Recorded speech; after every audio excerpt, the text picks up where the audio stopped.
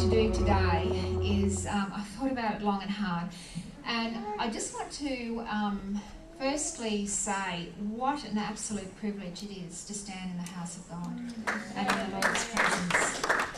Because when you're in God's presence, everything is possible. And there's no such thing as failure.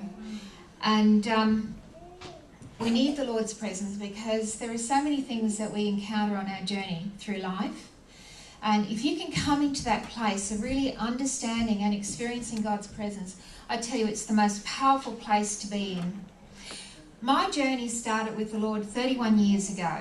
And as I journeyed with him, most of the time, my only direction was heaven bound. I haven't looked from the right or to the left. But in that, most of that 31 years, as I've walked with the Lord, he has had me walk in the valleys of trials and suffering. Very rarely have I seen the mountaintops, but it was in the valleys that I began to experience the mountaintops. And so for me today, what I want to bring out is don't run away from the valleys, because they are just the most precious places to be in. What actually happens, I actually want to read out James 1, verse 2. When trouble comes your way, consider it an opportunity of great joy, for you know that when your faith is tested, your endurance has a chance to grow. So let it grow, for when your endurance is fully developed, you will be perfect and complete, needing nothing. That's the essence of what God promises us in the valleys. Why is it that we need to go into the valleys? Because it's in the valley that you begin to actually experience the heart of God. At one particular time in my life, I went through a very, very dark place. And the Lord said to me, those that I call into the garden, I call by invitation only. At that particular time, it just like, hey, I want to hear this. This is just like, because when you're invited into a place, it's a place of honour. But with what I was going through, to me, it wasn't a place of honour, and I actually didn't understand it. It took like 20 years later to really understand what the Lord meant by that. And there are 4 central things that actually come out of the valley experiences. The first one is that we learn humility. We then come to a place of submitting to him in absolute obedience. We then come to know the goodness of God, and we eventually walk in the grace of God. These are the 4 things. They are fundamental to every experience that you are going to go through. And they are the things that are going to get you through. Actually, give you an example of that through a personal experience of mine. In 2004, my eldest son was killed in a car accident. He had just turned 21. He was the passenger, and a young man by the name of Jack, who had just turned 18 years of age, was the driver. Because of what had happened, Jack was actually charged with manslaughter, and he was facing a prison sentence. As I began to walk through those first 12 months, I had to depend on God's grace. Losing my son was the greatest loss I have ever experienced, and I've had lots of losses in my life. But it was the most enriching experience I have ever had in that 12 months. Because I learned about the grace of God. And I learned, even though my heart broke into 1,000 pieces, I knew that God was good.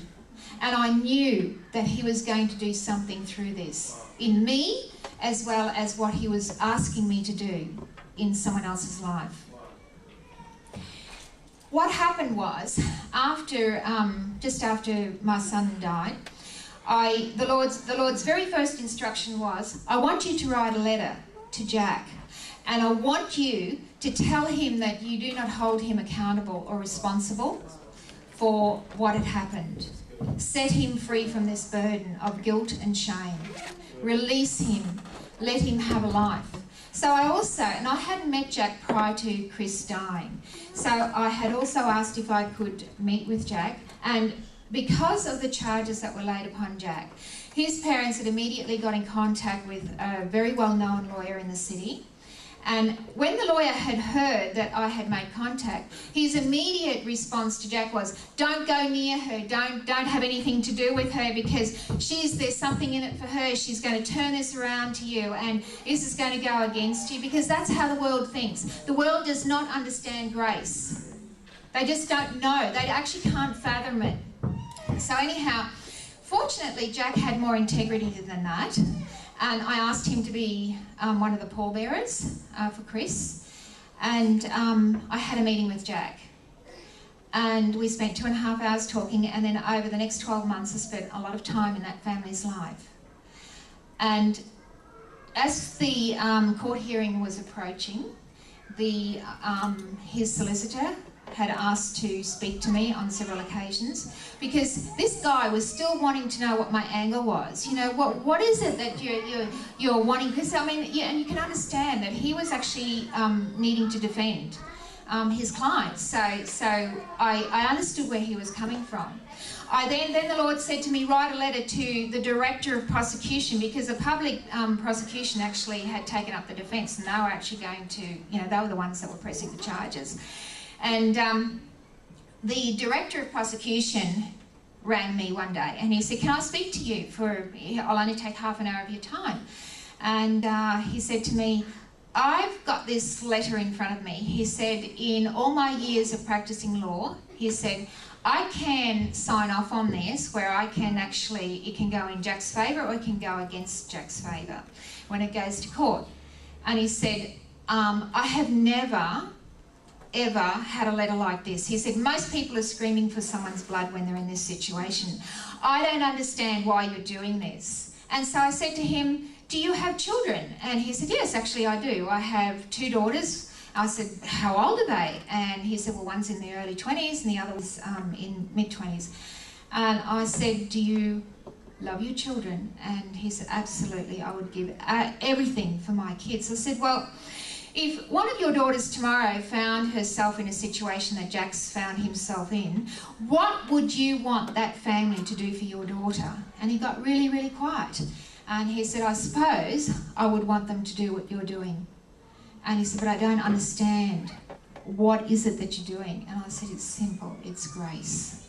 I said, my son has lost his life, and that's in God's hands. But I said, this man deserves to get up, pick up the pieces of his life and become everything that God intended him to be.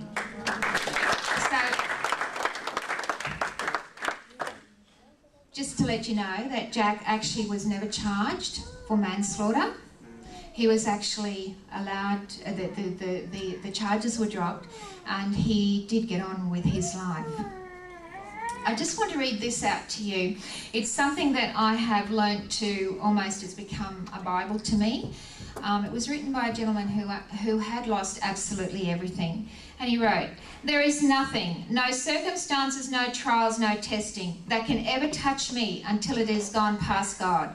And if it has come that far, it has come with great purpose, which I may not understand at the moment. But as I lift my eyes to him and accept it as coming from the throne of God, no sorrow will ever destroy me, no trial disarm me, no circumstances cause me to fret, for I shall rest in the joy of what my Lord is.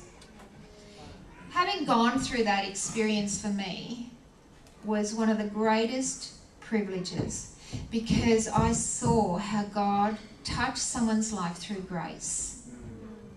And what I'm trying to say here is that as you journey through life, there are no guarantees, but there is one thing that we're all going to experience, and we are going to experience those trials and tribulations.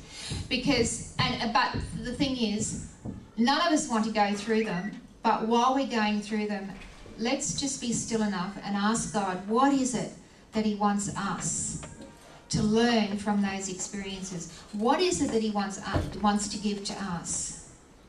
Because the Lord actually does, from time to time, call everybody into the garden, and he says, will you love me? Will you serve me? And will you suffer with me?